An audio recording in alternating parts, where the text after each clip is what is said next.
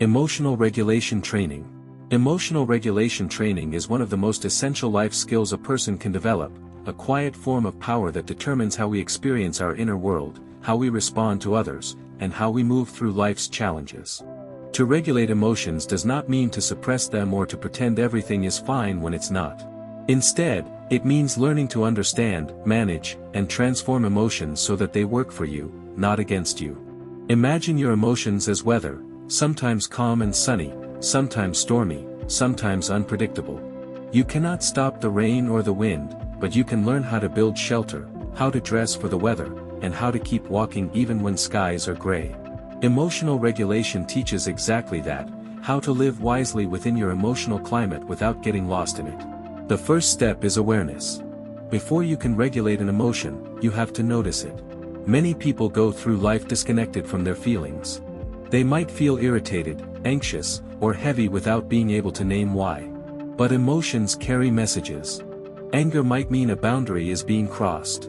Sadness could signal loss or unmet needs. Fear might be warning you about risk or uncertainty. Naming what you feel, simply saying to yourself, "I'm sad, I'm frustrated," or "I feel anxious," immediately activates the thinking part of your brain, calming your body's emotional intensity. Once you identify the emotion, the next step is acceptance. This means allowing yourself to feel without judgment. Most emotional suffering doesn't come from the feeling itself, but from resisting it, saying things like, "I shouldn't feel this way," or "I'm weak for being upset." Acceptance is saying, "This is what I feel right now, and that's okay." Feelings are not moral. They are signals. When you allow them to exist, they begin to move through you instead of getting trapped. The third step is regulation itself, and there are several practical tools to help you regain balance. One of the most effective is controlled breathing. When you slow your breath, you send a signal to your nervous system that you are safe. Try breathing in for 4 seconds, holding for 2, and exhaling slowly for 6.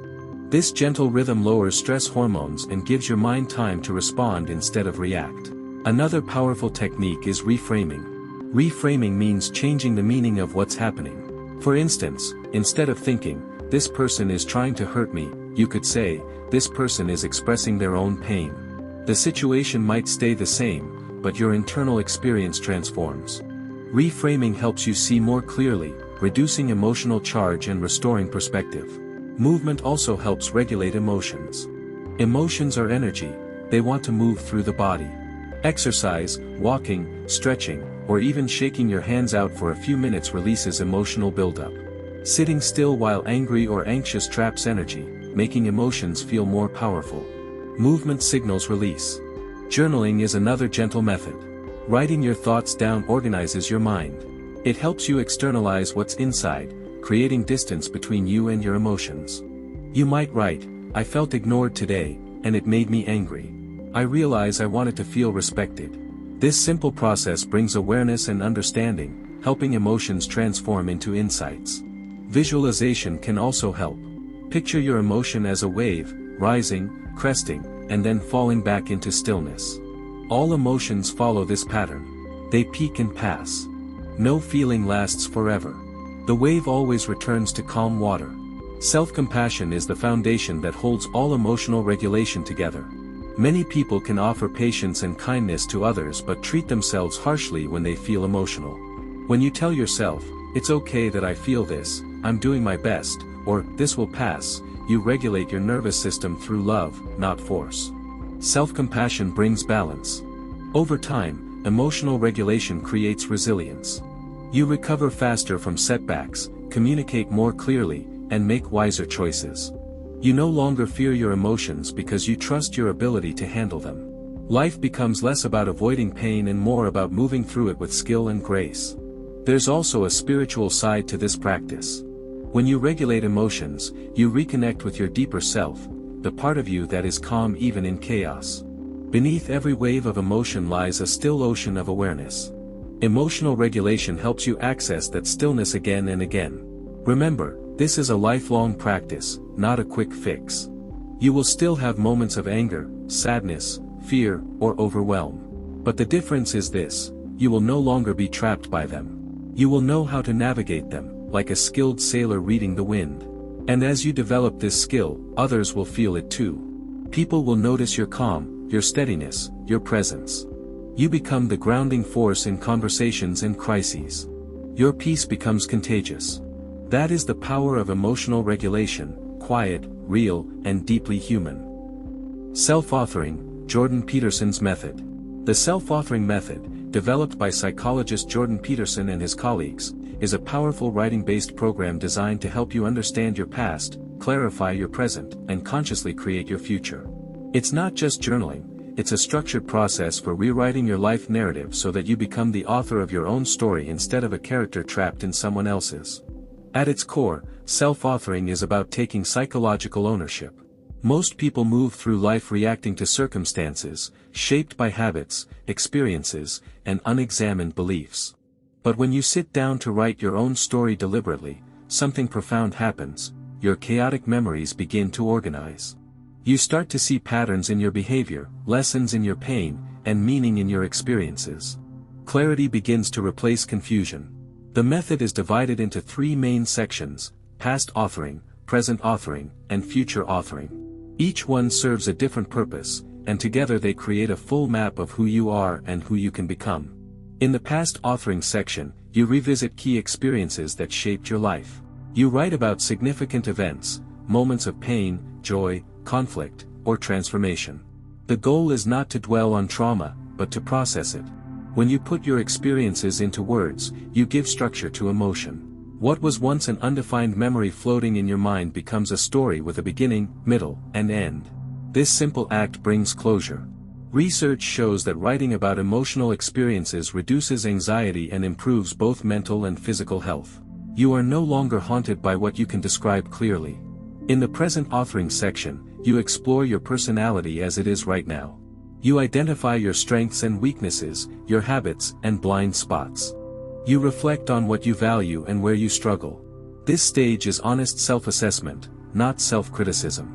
You're learning to see yourself accurately, to understand what patterns serve you and which ones sabotage you. Awareness is the first step toward change.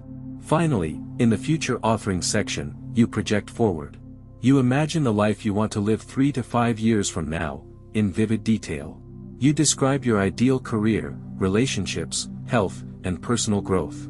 You also write about what would happen if you stayed on your current path and changed nothing.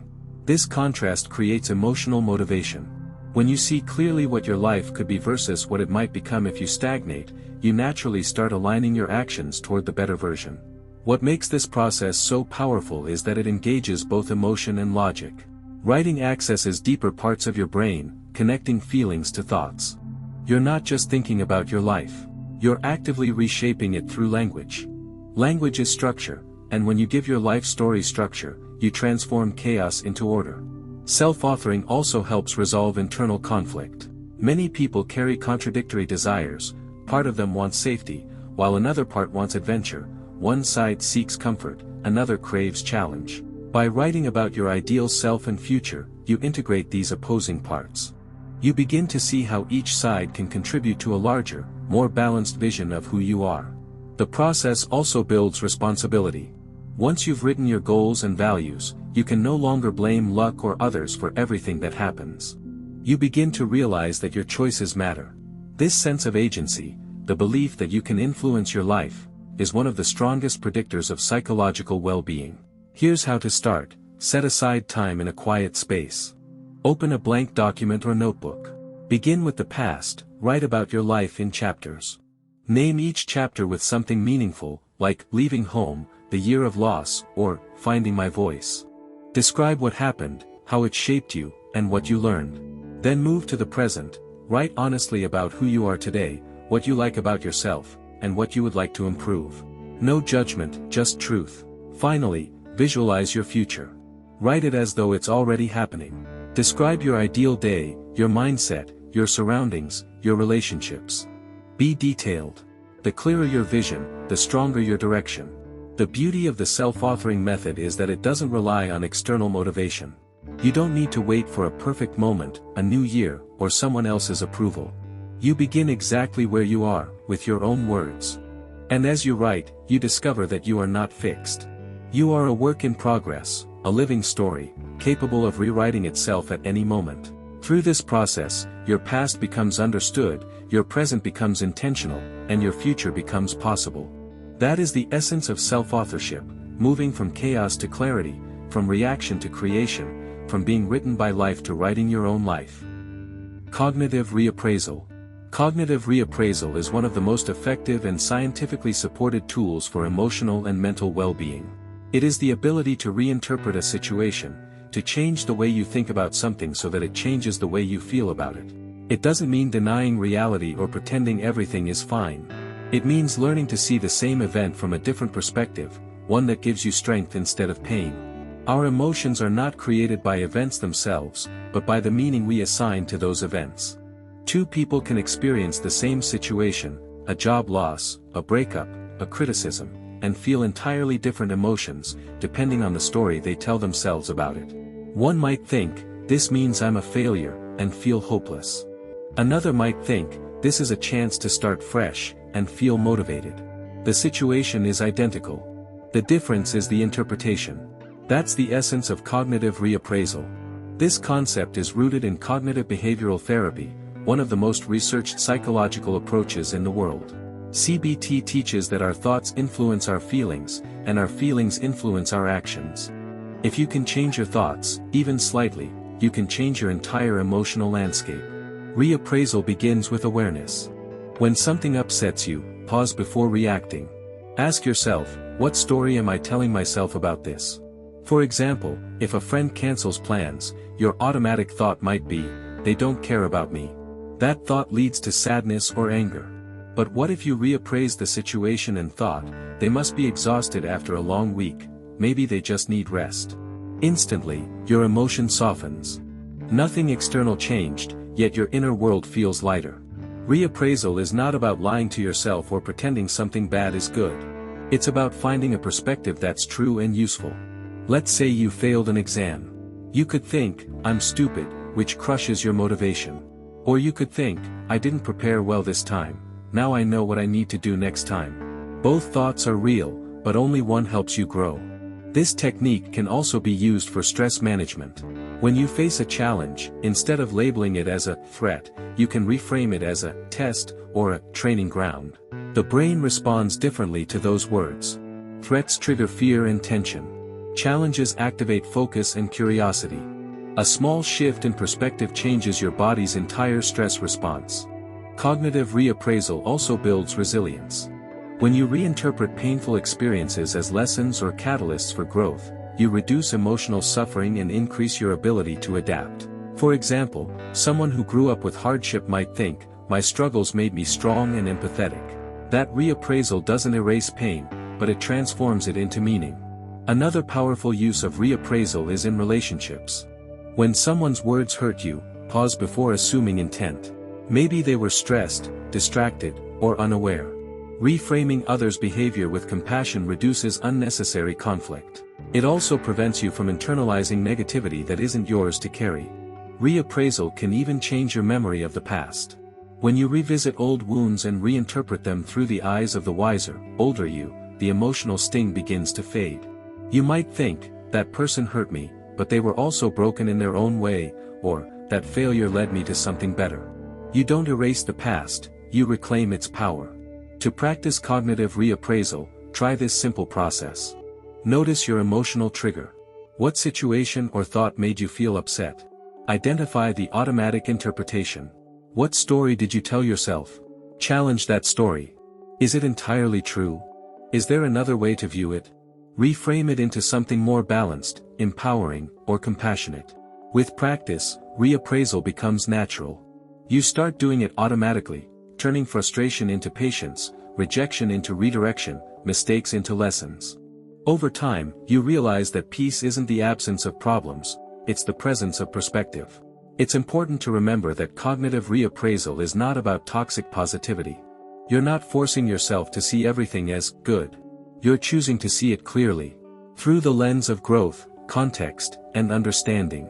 You're choosing a story that helps you move forward rather than stay stuck. When you master this skill, you gain emotional freedom. The world no longer controls your inner state. You do. Life's events still happen, but you decide what they mean, and therefore, how they feel. That ability is not denial, it's wisdom. Every time you reframe a painful thought into a learning moment, every time you choose understanding over self-blame, you are reprogramming your brain. You are literally changing the neural pathways that shape your emotions. Cognitive reappraisal is not just psychology, it's mental alchemy. It transforms heaviness into strength, chaos into clarity, and pain into power. Future self-visualization. Future self-visualization is a powerful mental practice that bridges the gap between who you are today and who you are capable of becoming. It is both imaginative and deeply practical, a way to create emotional and psychological alignment with the person you want to be so that your present actions naturally move you toward that future. It's not about daydreaming or wishful thinking. It's about training your mind to see, feel, and believe in your growth before it fully manifests. Every action we take today is guided by an internal image of ourselves, a story we unconsciously tell about who we are and what we can achieve. If that story is small, fearful, or undefined, our behavior reflects that limitation. But if we begin to visualize a stronger, wiser, and more fulfilled version of ourselves, our brain starts reprogramming our habits, decisions, and emotions to match that new identity. The mind moves toward what it consistently imagines. The process begins with stillness. Find a quiet place, close your eyes, and take a few deep breaths.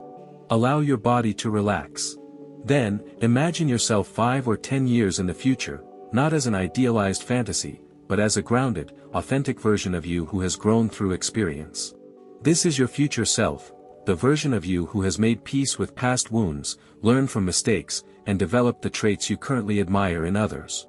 See this version of yourself in detail. What does your life look like? What time do you wake up? Where do you live? Who surrounds you? What work do you do that gives your life meaning? How do you carry yourself? Notice your posture, your tone, your calm confidence. You might picture your future self walking through their home, interacting with loved ones, or working with purpose. Let the image feel vivid, but also emotionally real. Now, focus on the feeling of being that person. What emotions arise when you step into that version of yourself? Maybe you feel peace, clarity, strength, or love. Let those emotions fill you now, in the present moment. This emotional connection is the true power of visualization. The brain doesn't fully distinguish between imagination and reality, so when you feel as though you've already become that person, your subconscious mind begins adjusting your behavior to match it.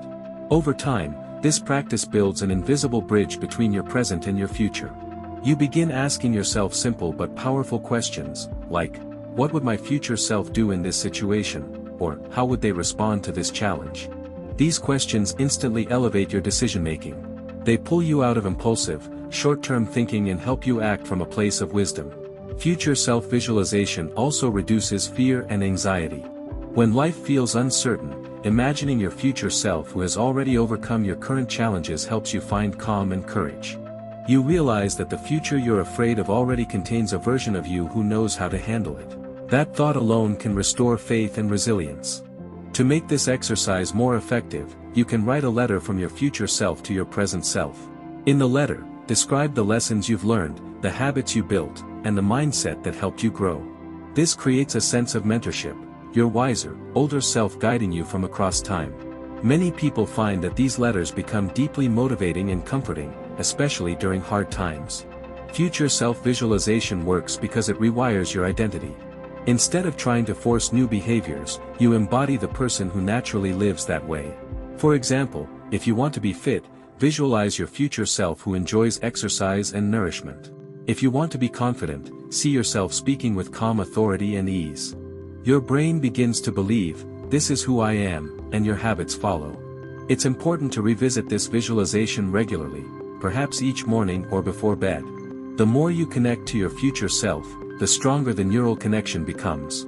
You'll start noticing subtle changes, better focus, wiser choices, and more alignment with your values. It's not magic, it's self-programming through imagination and emotion. And yet, this practice has a touch of magic in it.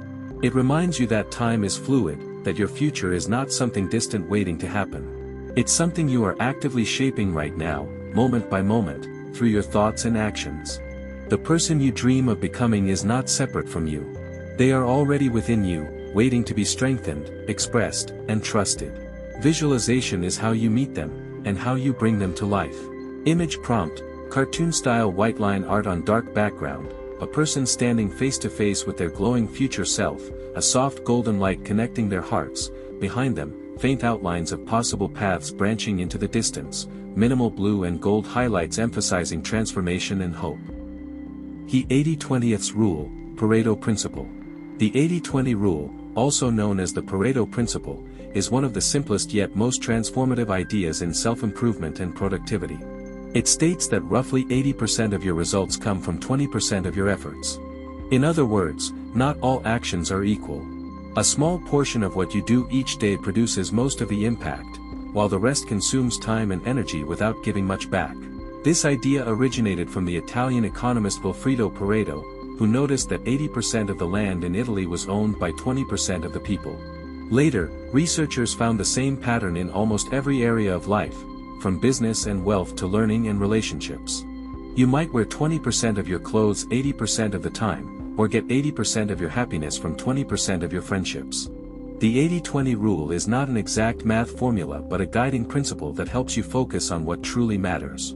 To apply it, start by identifying the vital few, the 20% of actions, habits, or relationships that create the greatest value in your life.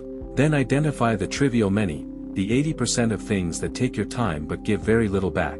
When you focus your attention on that powerful 20%, you begin to multiply your effectiveness while reducing stress and wasted effort. For example, imagine you run a small business. If you examine your clients, you might find that 20% of them bring in 80% of your revenue. That means if you invest more energy into serving that 20%, understanding their needs, deepening trust, offering value, your results grow dramatically. The same pattern applies to personal growth. About 20% of your habits create 80% of your well-being. Maybe daily exercise, good sleep, and a quiet morning routine make the biggest difference. Focusing on those simple pillars can transform your entire life more than chasing endless self-improvement trends. The Pareto principle can also free you from perfectionism. Instead of trying to do everything, you learn to do the right things. If you try to give 100% effort to every task, you'll burn out quickly. But when you identify which small set of activities moves the needle most, you can direct your energy with purpose. It's about working smarter, not harder. Here's how to practice it step by step. Reflect on your outcomes. Look at your week or month and ask, what gave me the biggest results or satisfaction? List your key activities. Write down what you did most frequently. Identify the 20%. Circle the actions, people, or projects that truly matter, the ones that move you forward. Eliminate or reduce the 80%. Delegate, automate, or drop what drains you or gives little return. Double down on the vital few. Spend more time on what produces meaning, progress, or joy. This method doesn't just apply to productivity. It works in emotional and social life too. If you feel exhausted by relationships, notice which 20% of people bring you the most peace, laughter, and growth. Give your time to them. If you feel overwhelmed by negative thoughts, pay attention to which 20% of them cause 80% of your stress, then challenge and reframe those.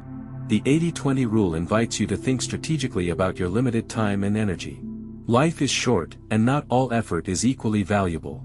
When you realize that a small number of actions create most of your progress, you begin to simplify, prioritize, and design a more intentional life. One common misunderstanding is thinking that you must cut everything else. That's not the goal. The goal is awareness and balance. You still do daily chores, respond to emails, and handle obligations. But you learn not to confuse being busy with being effective. Over time, this principle builds confidence. You begin to trust your ability to choose wisely, to focus on the few things that truly move your life forward. And the more you live by this rule, the more time and energy you free up for creativity, rest, and connection. It's remarkable how much peace comes when you realize you don't have to do it all. You just need to do the right few things consistently. That is the quiet wisdom of the 80-20 rule, a small shift that leads to extraordinary results. The 2-minute rule, James Clear/GTD. The 2-minute rule is one of the simplest yet most powerful productivity and self-discipline tools ever created. It comes from two major influences, David Allen's Getting Things Done, GTD, System and James Clear's Atomic Habits. Both versions of the rule share the same spirit, overcoming procrastination by focusing on immediate action. At its core, the rule is based on one elegant idea: if something takes less than 2 minutes to do it immediately. It's that simple. No overthinking, no hesitation, no planning for later. If you can complete it right now in under 2 minutes, just do it. This tiny shift has massive power because it breaks one of the biggest traps in human behavior: mental resistance. We don't procrastinate because tasks are difficult, we procrastinate because starting feels hard. The brain exaggerates effort when something feels vague or open-ended. But if you focus on a 2-minute action, the task suddenly becomes small, concrete, and doable. Here's how it works in practice. You see a dish in the sink, wash it. You receive a short email, reply now. You notice a shirt on the chair, hang it up. Each small action takes less than 2 minutes, but together, they clear clutter, build momentum, and create mental clarity. By acting immediately, you save time, reduce decision fatigue, and train your brain to take responsibility instead of delay. Now, the James Clear version of the 2-minute rule takes this further. He suggests that any habit can be started in 2 minutes or less. If you want to read more, start by reading 1 page. If you want to run, start by putting on your running shoes. If you want to meditate, sit quietly for 2 minutes. Why? Because once you start, inertia takes over. Starting is the hardest part. After that, it's much easier to keep going. This rule turns willpower into strategy. Instead of relying on motivation, which comes and goes, you rely on momentum. 2 minutes is so easy that your brain can't resist it. The key is consistency, not intensity. Every time you follow through, you reinforce the identity of a person who takes action instead of postponing it. That identity is what builds lasting habits. Let's break this down with some examples. You want to write a book. The goal feels huge and overwhelming. But instead of worrying about chapters, you say, "I'll just open my laptop and write for 2 minutes." Most of the time, you'll keep writing longer, but even if you stop after 2 minutes, you still won. You took action, and that rewires your brain for discipline. You want to get fit. The idea of a full workout might feel too big. So, you say, "I'll just stretch for 2 minutes." Once you start moving, your body warms up, your energy rises, and you often do more. The trick is not to pressure yourself to do everything, it's to trick your brain into starting. The 2-minute rule also helps fight perfectionism. When you tell yourself, "It doesn't have to be perfect, I just need to begin," you lower the barrier to entry. The rule gives you permission to make small progress rather than waiting for the perfect time or mood. And when you apply it regularly, your environment stays cleaner, your tasks shrink, and your stress level drops. The psychological secret behind this rule is activation energy. In chemistry, activation energy is the amount of effort needed to start a reaction. The 2-minute rule minimizes that threshold. Once the reaction starts, or in this case, once you begin the task, momentum carries you forward. Over time, this habit changes how you see yourself. You start believing, "I'm someone who handles things right away." That's a powerful identity shift. You become dependable, organized, and proactive, not because you're forcing yourself, but because you've trained your brain to associate action with ease. It's important to note that not everything in life can or should be done in 2 minutes. The rule is not about finishing every task instantly. It's about breaking resistance and building flow. For larger projects, you can use the 2-minute start, begin for just 2 minutes, then decide whether to continue. That's how massive goals, like writing a book, learning a language, or building a business, actually get done, 2 minutes at a time. If you follow this principle daily, you'll notice subtle magic happening. Your to-do list shrinks. Your environment feels lighter. Your mind grows calmer. And you start trusting yourself again. Because you no longer wait for the perfect time, you simply begin. That is the quiet genius of the 2-minute rule. It turns the mountain of life into a series of tiny, easy steps, and those steps lead you exactly where you want to go. Grounding techniques for anxiety. When anxiety strikes, it can feel like you've been pulled out of the present moment and thrown into a storm inside your own mind. Your thoughts race ahead, your heart pounds, and your body feels tense or disconnected. It's as though your brain sounds an alarm even when you're not in real danger. Grounding techniques are practical, science-backed ways to bring you back to now, back to your body, your breath, and your sense of safety in the present moment. Anxiety lives in the future. It feeds on what-ifs, fears, and imagined outcomes. Grounding brings you home to what is. These techniques work by engaging your senses, your breath, and your awareness to anchor you in reality. They remind your nervous system that you're safe, even when your thoughts say otherwise. There are many ways to ground yourself, but they all share one goal: to interrupt the cycle of anxious thinking and re-establish connection between mind and body. Let's explore how and why they work, and how to practice them effectively. One of the simplest grounding methods is the 5-4-3-2-1 technique. It engages all 5 senses to redirect your attention from racing thoughts to what's physically around you. Here's how it works. Notice 5 things you can see. Name them slowly. The chair. The curtain. My hands. A photo. The window. Then, find 4 things you can touch. Feel their texture. The cool desk. My sweater. The softness of my skin. The weight of my phone. Next, identify 3 things you can hear. Maybe a clock ticking, birds outside, or the hum of your fridge. After that, focus on 2 things you can smell, even if it's faint: coffee, soap, or fresh air. Finally, name 1 thing you can taste. Maybe it's toothpaste or a sip of water. By the time you finish this exercise, your mind has returned to your immediate environment. Anxiety loses its grip because it cannot survive where full awareness exists. Another powerful grounding tool is deep breathing, not forced, but intentional. Try breathing in through your nose for a count of 4, holding for 2, and exhaling slowly through your mouth for 6. Long exhales activate the body's relaxation response, calming the heart rate and signaling safety to the nervous system. As you breathe, imagine that every exhale releases tension from your shoulders and every inhale fills you with calm energy. Physical grounding is also deeply effective. Move your body, stand up, stretch, or walk barefoot on the floor. Feel your feet connecting with the ground. Press your toes down and sense the floor supporting you. This simple act tells your body, I'm here, I'm real, and I'm safe. For many, anxiety makes them feel detached from their body. Grounding through movement restores that sense of embodiment, of being whole again. Temperature grounding can work quickly, too. Splash cool water on your face, hold an ice cube, or run your hands under warm water. These sensations reset the nervous system by providing immediate, concrete stimuli that override spiraling thoughts. Another method is anchoring through words. Speak out loud to yourself gently, I'm safe right now. This feeling will pass. I can handle this. It might feel strange at first, but verbal reassurance helps reprogram your inner dialogue. Anxiety thrives on catastrophic thinking. Grounding replaces that narrative with calm truth. For some, visual grounding helps best. Picture a tree with deep roots going down into the earth. Imagine yourself as that tree, strong, stable, connected. Each deep breath nourishes you, and every exhale helps your tension drain into the ground below. Visualization like this strengthens the link between imagination and body awareness. Grounding techniques also include mindful observation. Pick one object near you and study it with curiosity.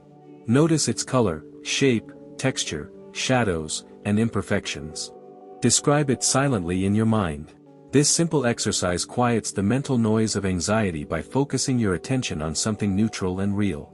If your anxiety shows up as restlessness, try counting backward slowly from 100 or naming things in a specific category, like cities, animals, or fruits.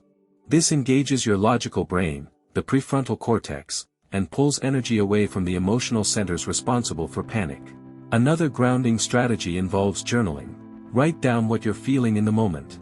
You might say, I feel anxious right now. My chest is tight. I'm afraid of failing.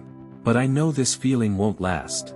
Writing turns swirling emotions into visible words, which gives you distance and perspective. The beauty of grounding is that it's adaptable. You can practice it anywhere, at work, in a crowded place, or in bed at night when worries keep you awake. Over time, your body learns to recognize these techniques as cues for calm. You begin to recover faster from moments of stress. It's also important to pair grounding with self-compassion. Instead of judging your anxiety, acknowledge it with kindness. Say, this is my body trying to protect me. I can calm it with care. That mindset transforms anxiety from an enemy into a messenger, one that you can understand and soothe. In essence, Grounding reconnects you to the one place anxiety can't dominate, the present moment. The future is imagination. The past is memory. But right now, this breath, this heartbeat, this moment, is real, and it's safe. When you practice grounding regularly, you teach your nervous system that peace is always available. No matter how loud the storm gets in your mind, you can always return to your center, calm, aware, and deeply grounded in yourself. Flow state training. Flow state training is the art of entering that magical zone where everything seems to align, your mind, your body, and your purpose. In this state, time seems to disappear, distractions fade, and your focus becomes effortless. You feel fully alive, deeply absorbed, and capable of extraordinary performance. Whether you're painting, writing, coding, or even running, flow is the psychological state where you lose yourself in the task and perform at your best. The concept of flow was first described by psychologist Mihai Csikszentmihalyi, who studied thousands of artists, athletes, and professionals. He discovered that the most fulfilling moments in life happen when we are completely immersed in what we're doing, when our skills perfectly match the level of challenge before us. Flow is not relaxation or idleness. It's a dynamic balance between difficulty and ability, between control and surrender. To understand flow, imagine a musician playing an instrument. If the piece is too easy, they get bored. If it's too hard, they get anxious. But when the difficulty is just right, stretching but not overwhelming, their focus locks in. They lose self-consciousness. Their sense of time dissolves. They become one with the music. That's the flow state. In daily life, entering flow is not luck, it's trainable. It's a skill you can cultivate through intention, structure, and practice. The first step is finding the right level of challenge. Flow happens in the sweet spot between boredom and anxiety. You need a task that demands your full attention but doesn't crush your confidence. Ask yourself, does this challenge slightly stretch my limits? If yes, you're in the right zone. The second step is eliminating distractions. Flow requires deep focus. Every time you check your phone, switch tabs, or glance at notifications, your brain loses momentum.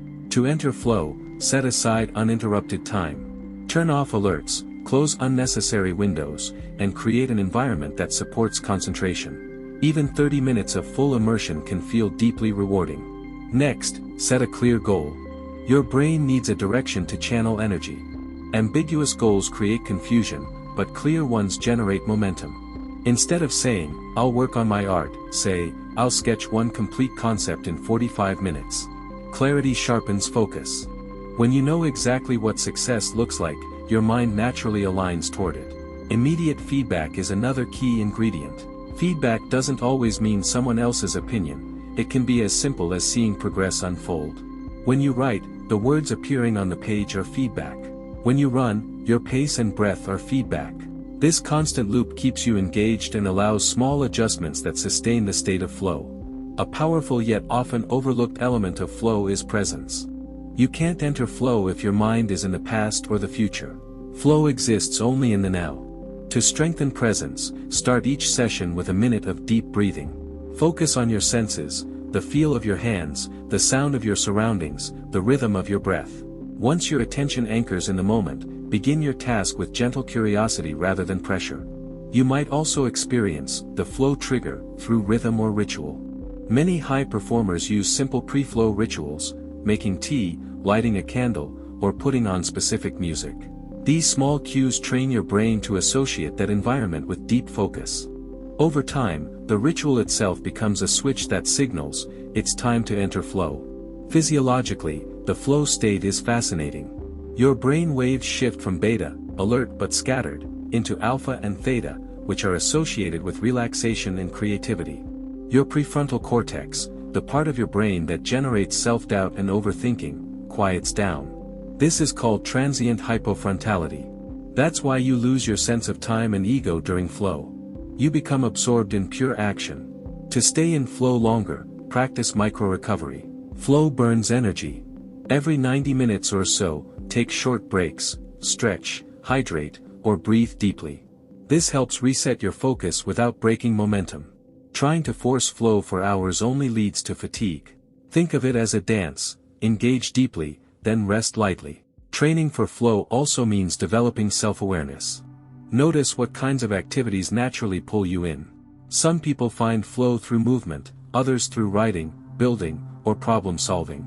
Reflect on moments when time vanished and you felt alive. What were you doing? Who were you being? The answers reveal your personal flow triggers. You can also invite flow by cultivating what psychologists call autotelic experience, doing something for its own sake, not for reward or recognition. Flow thrives on intrinsic motivation. When you do something because it genuinely matters to you, focus comes effortlessly. The benefits of flow are enormous. It improves learning speed, creativity, and emotional well-being. People who experience flow regularly report higher happiness and lower anxiety. It also builds confidence. Every time you master something challenging, you expand your sense of what's possible. The paradox of flow is that you don't try to get into it, you allow it to happen by setting the right conditions. It's like falling asleep, you can't force it, but you can prepare for it. Start with small steps. Choose one meaningful task, clear distractions, breathe, and begin. Don't chase perfection, chase immersion. The more often you practice this, the more easily you'll slip into flow. Flow state training isn't about escaping life, it's about entering it completely. When you're in flow, you stop overthinking, you stop worrying, and you start living through direct experience. You're not just doing, you're being. And that, perhaps, is the deepest freedom the human mind can know. Journaling with prompts for shadow integration. Journaling with prompts for shadow integration is one of the most transformative practices for self-awareness and emotional healing. It is based on the concept of the shadow, a term introduced by Swiss psychologist Carl Jung, which represents the hidden or rejected parts of ourselves, the emotions, impulses, and traits we deny, suppress, or judge. Shadow work invites you to bring light to these parts, not to get rid of them, but to understand and integrate them into your whole being. Jung believed that what we repress does not disappear, it simply moves into the unconscious, influencing our behavior, emotions, and relationships in ways we may not recognize. For example, someone who was taught never to express anger might develop a shadow of suppressed rage that shows up as passive aggression or resentment. Another person might repress their sensitivity or vulnerability to appear strong, yet secretly struggle with loneliness or disconnection. Shadow integration means turning toward these hidden parts with curiosity instead of fear or shame. It's not about labeling yourself as bad or broken, but about realizing that every part of you, even the dark, uncomfortable ones, carries energy, wisdom, and potential for growth. Journaling is a gentle yet powerful way to explore this process, because writing gives form to what has been hidden.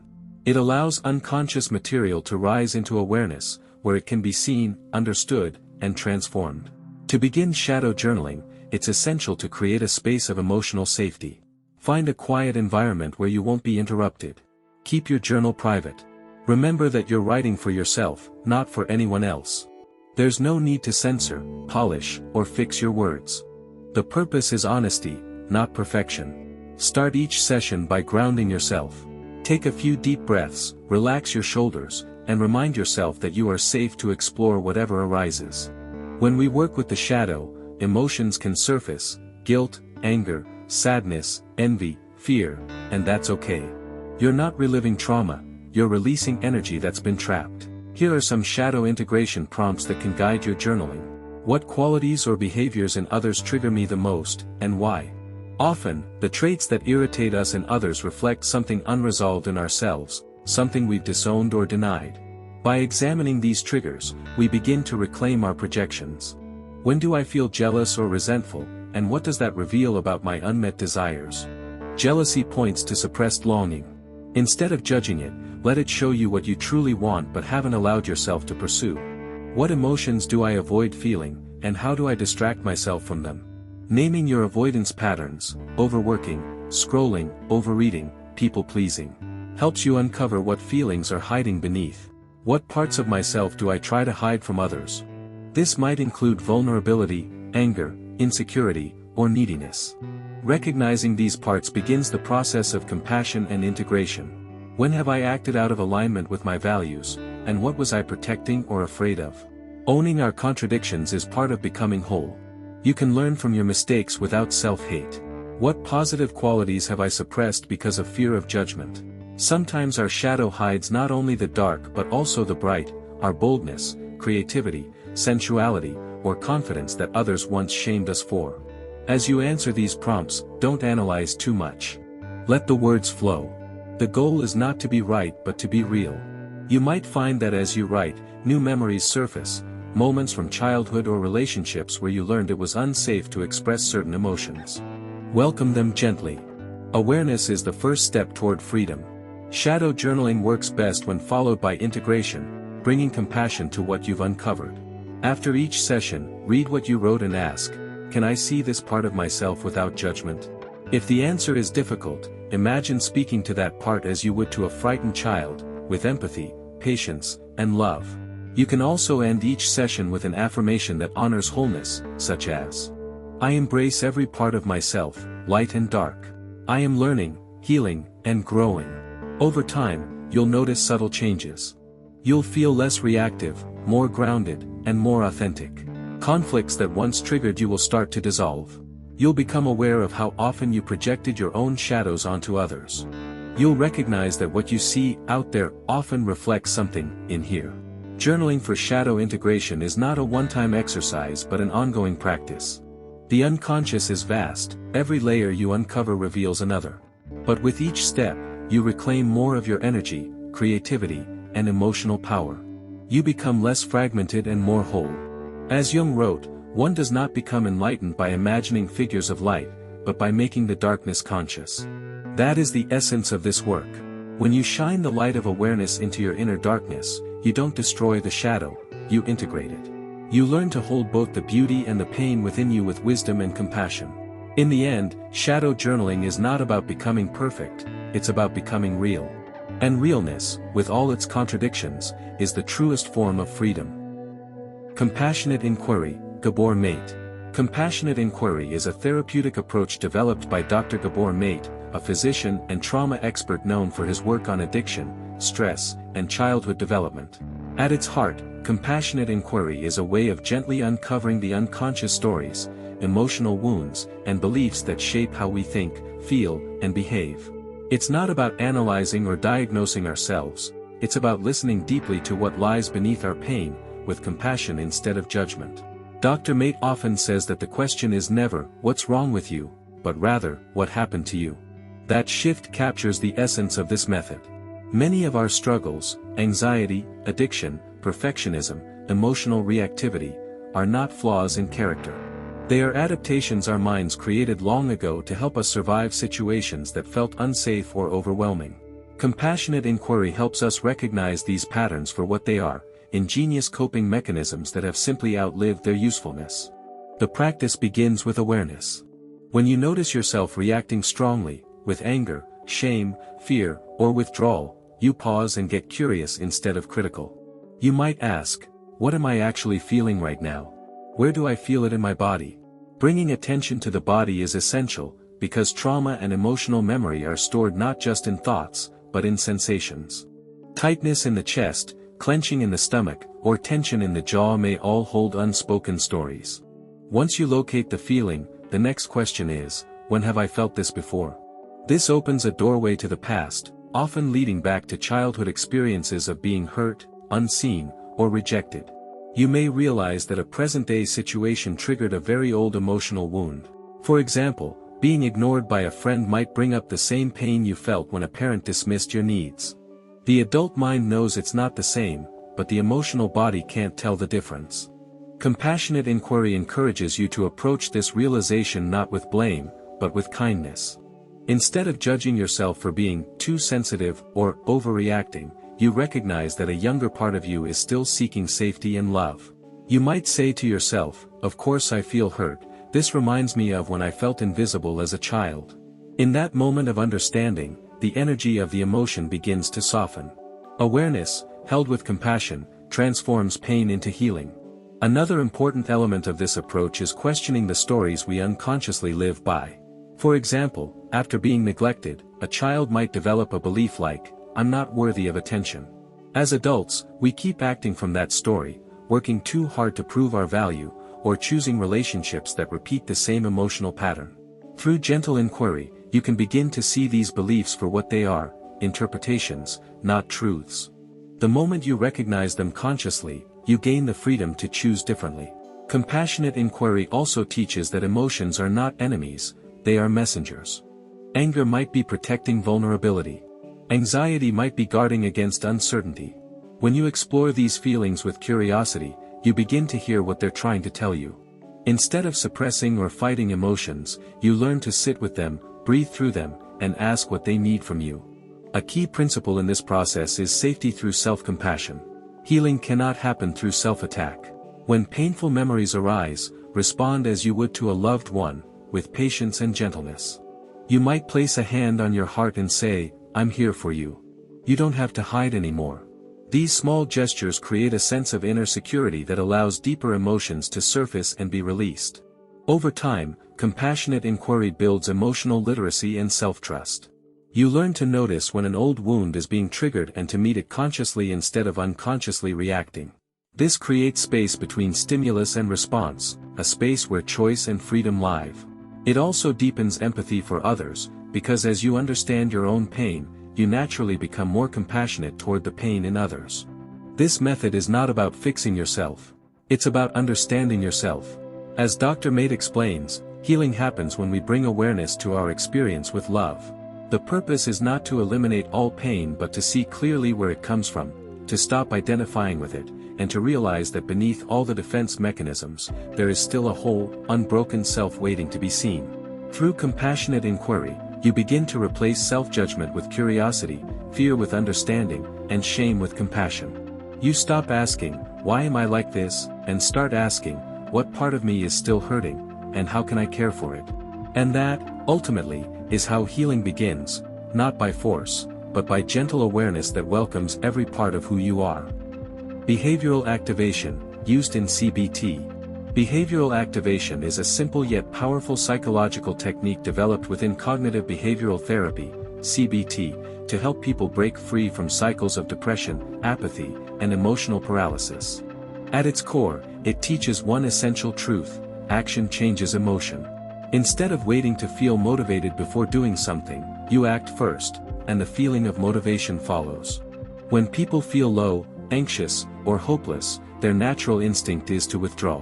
They stop doing the things that bring joy or purpose because they don't feel like it. Unfortunately, this avoidance reinforces the depression. The less you do, the worse you feel, and the worse you feel, the less you do. It becomes a self-perpetuating loop of inactivity and despair. Behavioral activation breaks that loop by helping you take small, meaningful actions, even when you don't feel ready. The technique rests on the understanding that mood and behavior are interconnected. Thoughts influence emotions, emotions influence behavior, and behavior influences thoughts, forming a continuous cycle. When your behavior shifts, your emotional state begins to follow. This approach focuses not on analyzing why you feel bad but on what you can do right now to begin feeling better. To begin practicing behavioral activation, you start by identifying values and activities that matter to you, even if they currently feel far away. These might include social connection, physical health, creativity, or learning. You don't have to feel inspired to engage with them, you just need to remember that they once made you feel alive. Next, you break those larger values into small, actionable steps. For example, if you value connection, the first step might be texting a friend or going for coffee with someone you trust. If you value physical health, it might mean taking a 10-minute walk instead of committing to a full workout. The key is to start so small that resistance has no power. At first, you might not feel much change. That's okay. Depression often dulls emotion, so the reward system of your brain takes time to wake up. But with consistency, these small actions begin to produce little sparks of energy, moments of satisfaction, pride, or calm. Over time, those sparks build momentum, and your mood gradually lifts. Behavioral activation is not about forcing positivity or pretending everything is fine. It's about reconnecting with life, even in tiny, manageable ways. Every small act, no matter how insignificant it seems, sends a message to your brain: I am still here. I am still capable. I can still participate. Another important part of this process is monitoring avoidance. Avoidance behaviors often masquerade as comfort or self-protection, scrolling endlessly, sleeping all day, or isolating. These behaviors temporarily reduce distress but, in the long run, deepen disconnection. Behavioral activation helps you identify when avoidance is keeping you stuck and replaces it with action that aligns with your deeper values. A practical way to do this is by keeping a daily activity log. Write down what you do each hour and rate how you feel before and after each activity. You'll begin to notice patterns. Certain actions consistently lift your mood, while others drain it. This awareness helps you make better choices each day. To stay motivated, it's helpful to create an activity hierarchy, a list of tasks from easiest to hardest. Start with simple, non-threatening ones, such as taking a shower, opening the curtains, or listening to music. Once those become routine, move up the list. Gradually, your sense of control and confidence grows. Behavioral activation also encourages self-reward. Celebrate progress, no matter how small. Acknowledge your effort instead of dismissing it. Self-encouragement fuels persistence, especially on days when energy feels low. It's worth noting that this technique doesn't deny emotional pain. It simply prevents emotions from dictating your entire life. By acting according to your values instead of your feelings, you build resilience and reclaim agency. You start to see that emotions are temporary, but the choices you make can create lasting change. For example, imagine someone struggling with loneliness and depression. Their instinct might be to stay in bed all day. But through behavioral activation, they might plan one simple activity, sitting outside for 10 minutes. That small action provides sensory stimulation, sunlight, and a sense of accomplishment. Maybe the next day they add another step, greeting a neighbor. Over weeks, these micro-actions form new neural pathways that reawaken motivation and connection. Research consistently shows that behavioral activation is as effective as medication for many forms of depression. It's practical, empowering, and based on a simple truth. You don't have to feel good to start doing good things for yourself. You just have to start. The more you practice, the more you prove to yourself that action is always within reach. The fog may not lift instantly, but each step forward builds a bridge toward the life you want to live. In time, you stop waiting to feel ready. You learn that readiness comes after movement, not before. And that's where true freedom lies, in realizing that even when emotions feel heavy, you always have the power to take one small action toward healing. The Eisenhower Matrix, Priority Management. The Eisenhower Matrix, also known as the Urgent Important Matrix, is one of the most practical and effective tools for managing time, energy, and focus. It was inspired by the famous quote from former U.S. President Dwight D. Eisenhower, who once said, "What is important is seldom urgent, and what is urgent is seldom important." This simple observation captures one of the biggest challenges in modern life, learning to separate what truly matters from what merely feels pressing in the moment. The idea behind the Eisenhower Matrix is simple but profound. Not all tasks are created equal. Many people spend their days reacting to emails, messages, and small interruptions that feel urgent, but they end up neglecting deeper, meaningful work that moves their life or career forward. The Matrix helps you see through this illusion by dividing your tasks into 4 clear categories based on 2 factors, urgency and importance. Here's how it works. Quadrant 1, urgent and important, do it now. These are the tasks that require immediate attention and have serious consequences if ignored. They often include crises, pressing deadlines, or problems that must be solved right away. For example, submitting an overdue project, attending to a health emergency, or fixing a major work issue. You can't avoid these, but the goal is to manage them efficiently and not let your whole life exist in constant emergency mode. Quadrant 2. Important but not urgent, schedule it.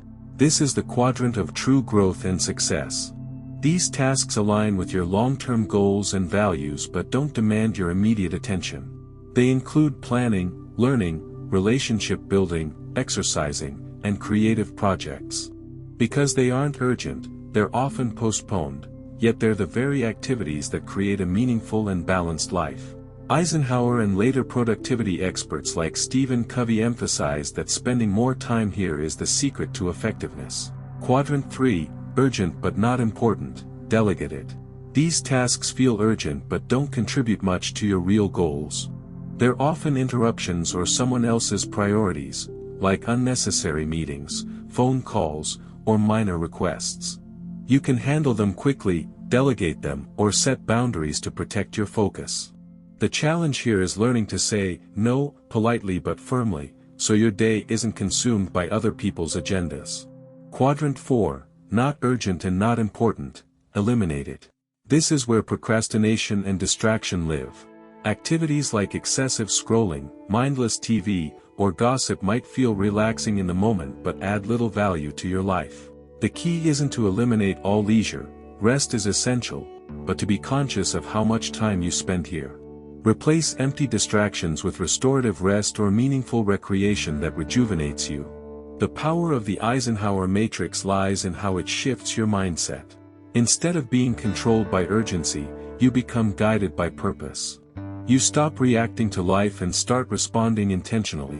Many people live in Quadrant 1, constantly putting out fires, or in Quadrant 3, mistaking busyness for productivity.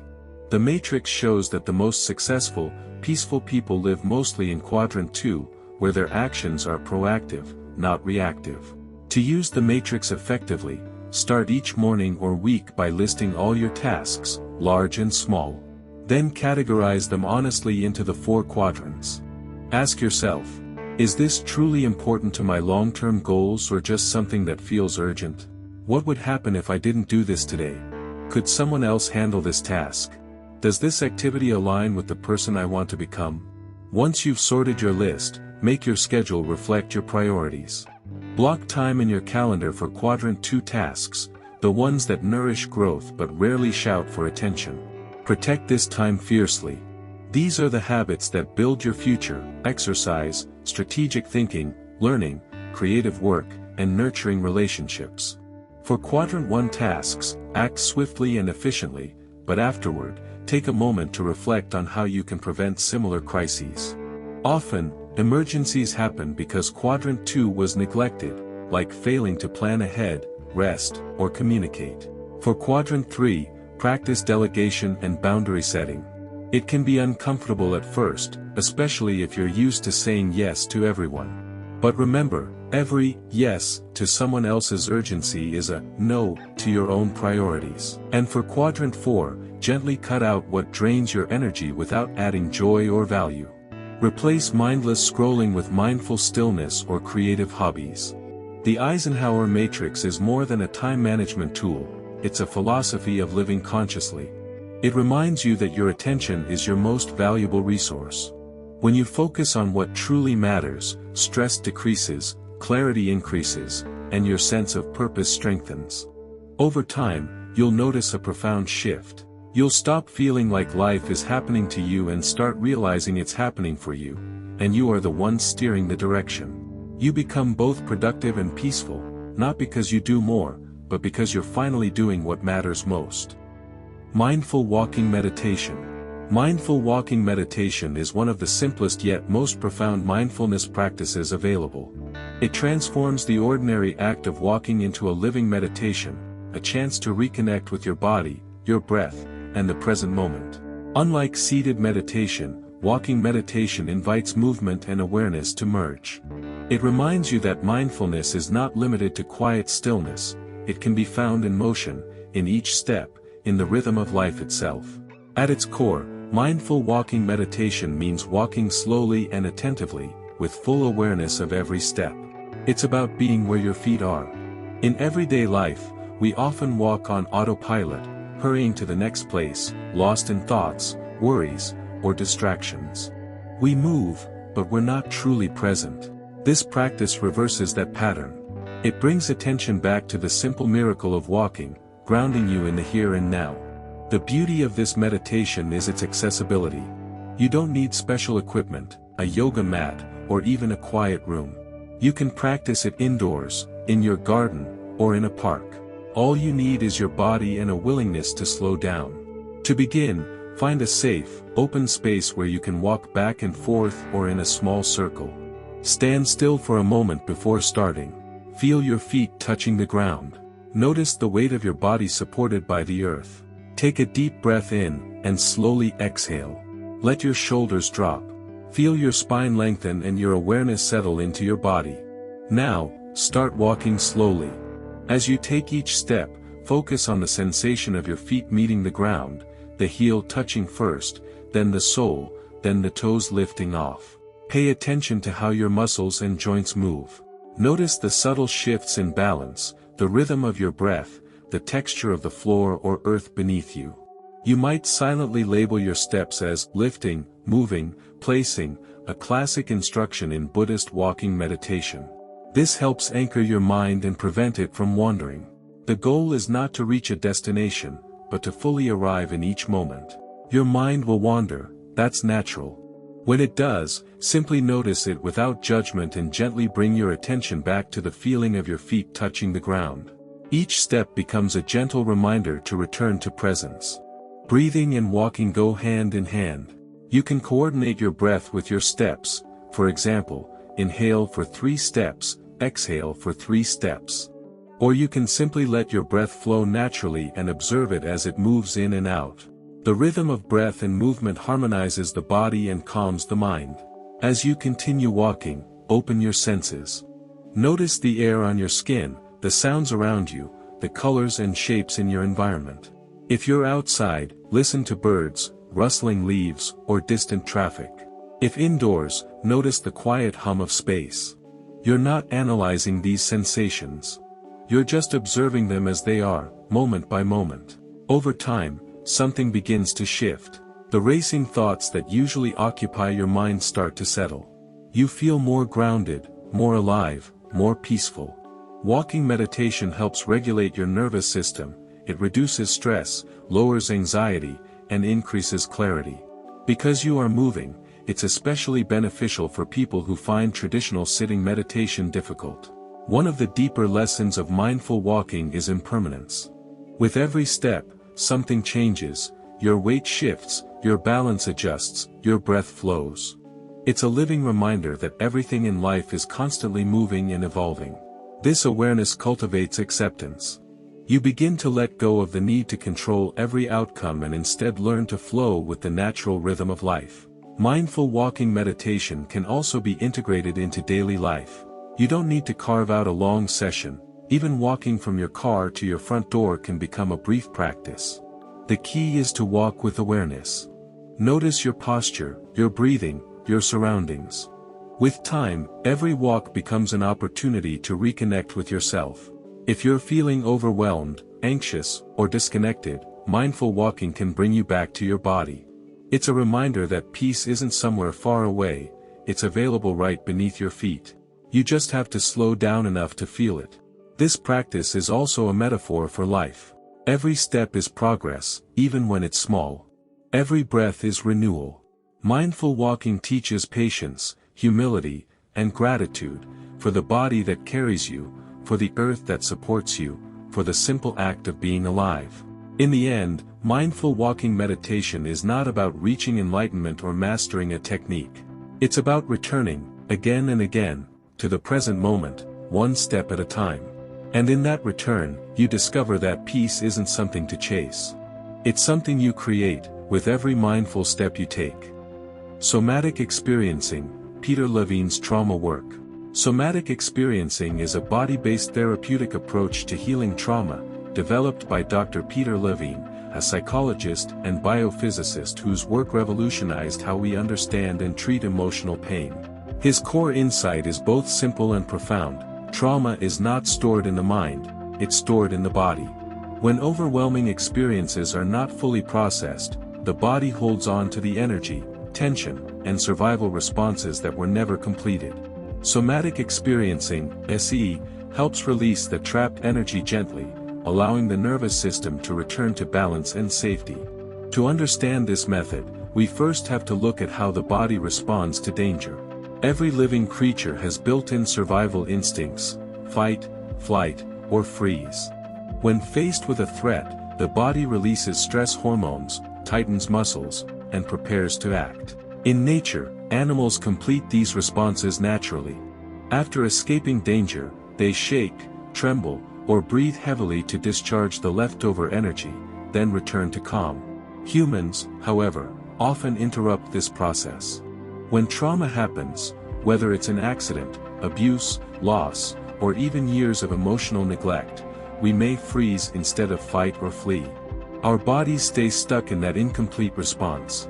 The energy mobilized for survival has nowhere to go, creating symptoms like anxiety, hypervigilance, dissociation, chronic pain, and emotional numbness. Dr. Levine observed that trauma is not the event itself but the energy that remains trapped inside us after the event is over. Somatic experiencing works by helping the body complete those unfinished survival responses, safely and slowly. Unlike traditional talk therapy, which focuses mainly on cognitive processing, SE brings gentle attention to physical sensations, movements, and impulses. It doesn't require reliving traumatic memories. In fact, it often avoids that altogether. Instead, the focus is on restoring the body's natural rhythm of activation and relaxation. A session might begin with something as simple as noticing the body. The therapist might ask, "What are you aware of in your body right now?" The client might notice tension in the chest, a flutter in the stomach, or a heaviness in the shoulders. These sensations are not problems to fix but clues to where energy is stored. The therapist guides the client to observe these sensations without judgment, with curiosity, patience, and safety. This process, called tracking, helps the client become aware of the body's subtle signals. Sometimes, as awareness deepens, the body naturally begins to release tension, a sigh, a tremor, a yawn, or a warm wave of relaxation. These are signs that the nervous system is discharging trapped energy and moving toward regulation. A key concept in somatic experiencing is titration, working with trauma in small, manageable doses. Instead of diving into overwhelming experiences all at once, SE helps the body process little bits at a time. This prevents re-traumatization and builds resilience. The therapist might move between moments of activation, mild tension or discomfort, and resourcing, returning attention to sensations of safety, strength, or calm. This rhythmic back and forth mirrors the natural oscillation of a healthy nervous system. Another important aspect is pendulation, the gentle movement between contraction and expansion, between pain and relief. Trauma often causes the nervous system to get stuck in one extreme, hyperarousal, constant alertness, anxiety, or collapse, numbness, exhaustion. Pendulation restores flexibility by helping the body feel both activation and release. Through this process, the client learns that it's safe to experience emotions and sensations again, that the body can move through intensity and return to peace. What makes somatic experiencing so transformative is that it honors the body's innate wisdom. Instead of forcing change through logic or willpower, it allows healing to unfold organically. The therapist doesn't interpret or analyze, they simply create a safe space for the body's natural intelligence to complete what was once interrupted. As clients continue the practice, they often report feeling lighter, calmer, and more present. Symptoms like anxiety, chronic pain, or emotional detachment begin to fade. They develop a stronger sense of embodiment, the feeling of actually being in their body rather than living disconnected from it. This reconnection restores a sense of safety that trauma once took away. Dr. Levine's approach also emphasizes self-regulation, learning to sense and soothe your own nervous system. With practice, you can notice early signs of overwhelm, tightening muscles, shallow breathing, racing heart, and use grounding tools to settle. Simple practices like slow breathing, feeling your feet on the floor, or noticing your surroundings can bring your nervous system back into balance. At its heart, somatic experiencing teaches that trauma is not a life sentence. The nervous system can always heal because the body is designed to restore equilibrium. The trembling, sighing, or waves of heat that may arise are not breakdowns, they are the body's way of saying, "I'm finally letting go." Over time, you come to trust your body again, to feel that it's not the enemy, but the vessel of your healing. You learn that what was frozen can move, what was numb can feel, and what was broken can become whole. Somatic experiencing is a reminder that healing doesn't always happen through words. Sometimes, it happens through a breath, a tremor, or a quiet moment of awareness, the body remembering how to be free. Parts work/internal family systems, IFS model. Parts work, also known as the internal family systems, IFS, model, is a deeply compassionate therapeutic approach developed by Dr. Richard Schwartz. It is based on one transformative idea, that the human mind is not a single, unified voice, it is a system of parts, each with its own thoughts, emotions, and intentions. These parts are like inner personalities or subselves that live within us, trying in their own ways to protect and help us. The problem is not that we have parts, the problem arises when they become extreme, disconnected, or burdened by pain. The IFS model teaches that beneath all these inner parts lies something even deeper, the self. The self is calm, curious, compassionate, confident, and wise. It's not a part, it's your core consciousness, the unbroken center of who you are. Healing in IFS is not about getting rid of parts, but about helping them trust the self again so they can relax and return to their natural, balanced roles. In everyday life, we can feel these parts in action. One part of you wants to rest, another says you must keep working. One part feels angry, another tells you it's not okay to express anger. One part craves connection, another fears rejection. These inner conflicts are not signs of weakness, they are normal expressions of a complex psyche. When we learn to listen to each part with curiosity and compassion, instead of judgment, we begin to experience inner harmony rather than chaos. Dr. Schwartz discovered that these parts often fall into three main categories: managers, firefighters, and exiles. Managers are the parts that try to keep life under control. They work hard to prevent pain by managing how we behave, appear, or relate to others. They might show up as perfectionism, people-pleasing, or excessive planning, always striving to keep things safe and predictable. Firefighters come in when the managers fail and emotional pain bursts through. Their job is to distract or numb that pain as quickly as possible. They may do this through impulsive behaviors, overeating, scrolling, drinking, anger, or withdrawal. They're not bad, they're desperate protectors trying to stop us from feeling overwhelmed. Exiles are the wounded parts, often very young inner selves who carry pain, shame, fear, or loneliness from the past. Because their feelings can be so intense, the system exiles them from consciousness. The managers and firefighters work tirelessly to keep these exiles buried, afraid that if their emotions surface, the person will be flooded or destroyed by them.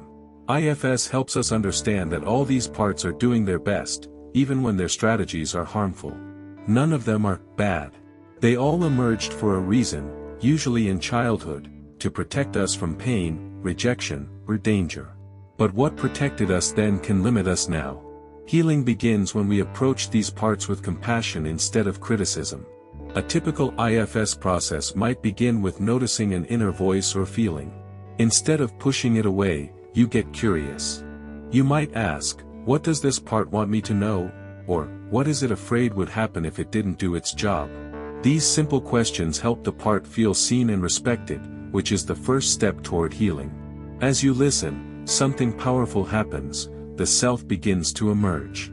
The self is not reactive, it doesn't judge or fight with parts. It simply observes with calm presence. From this space, you can begin to comfort and unburden the parts that have been holding pain for years. When you connect to a wounded exile, you don't analyze it, you witness it. You let it tell its story. You allow it to feel what it couldn't feel before. And when it feels truly seen and safe, it begins to release the burden it's been carrying, often a belief like, I'm not good enough, or, I'm unlovable. Once unburdened, the exile transforms, often becoming a source of joy, creativity, and sensitivity. The beauty of the IFS model is that it replaces shame with understanding. Instead of thinking, what's wrong with me, you begin to see, there are parts of me that are trying to help, but they need care.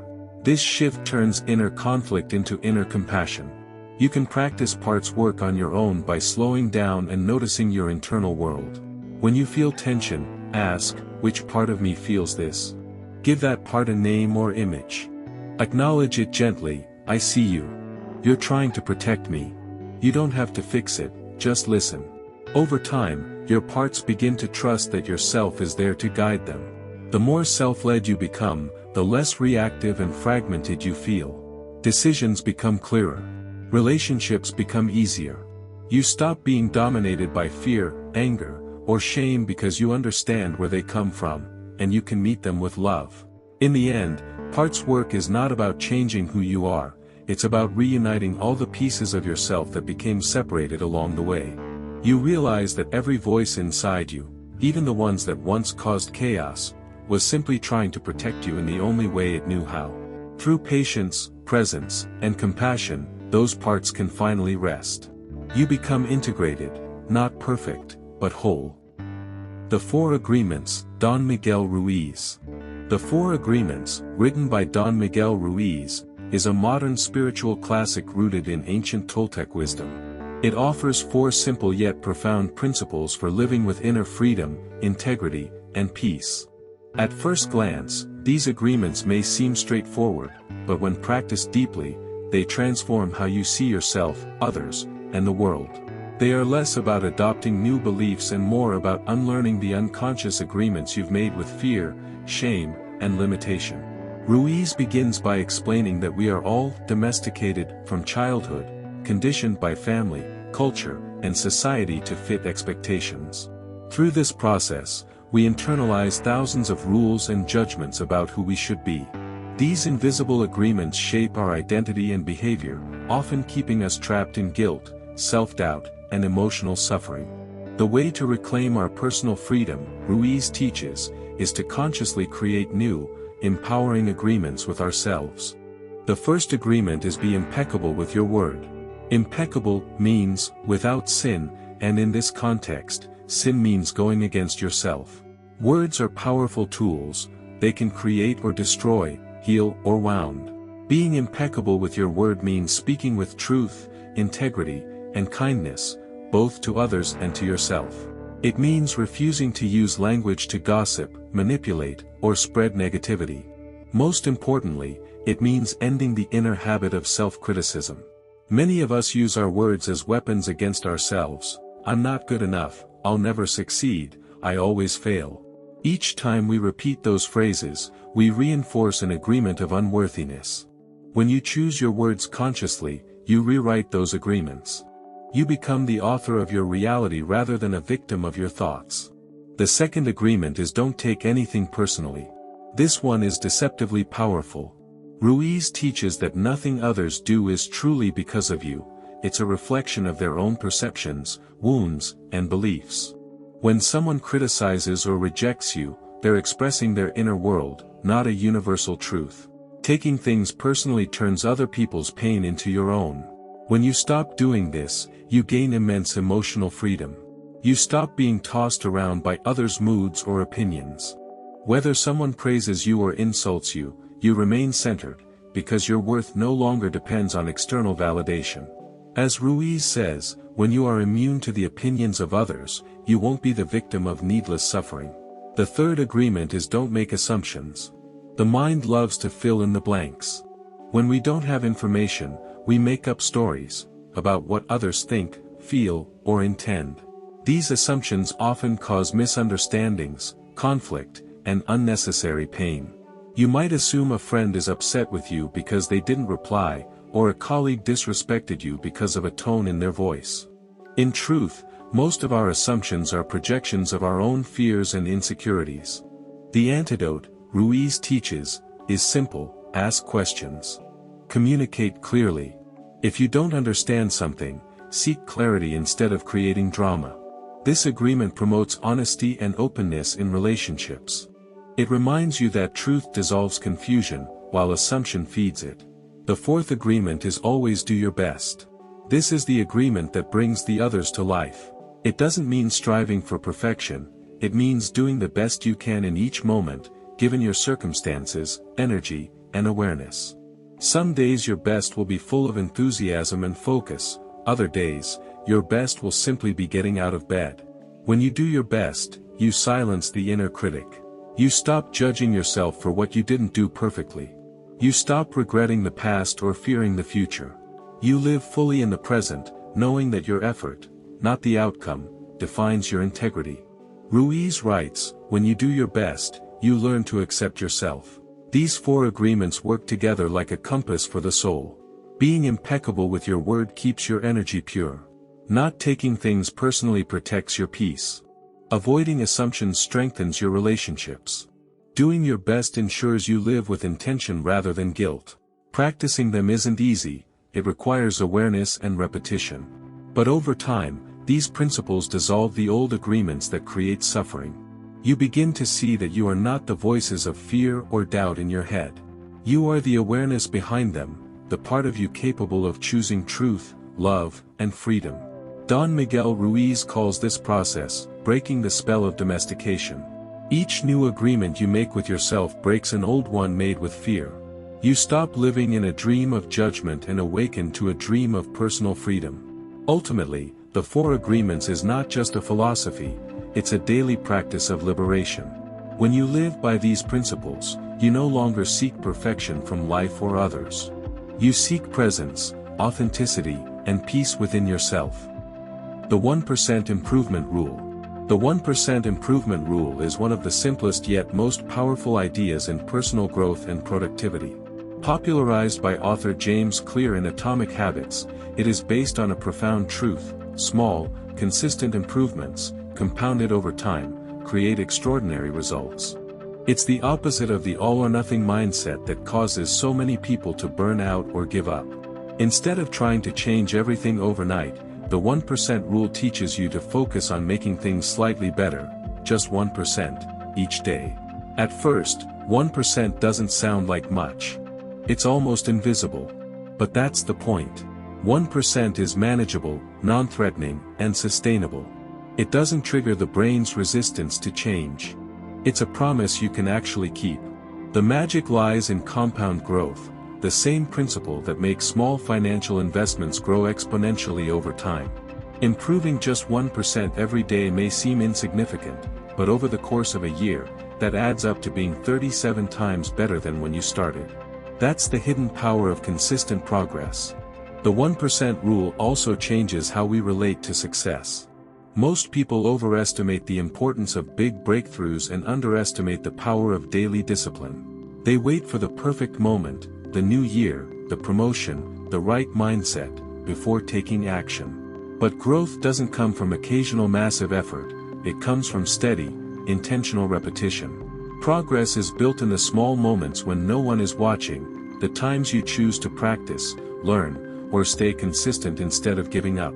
The essence of the 1% improvement rule is that success is not an event, it's a system. Every small choice compounds over time, shaping your habits, identity, and life trajectory.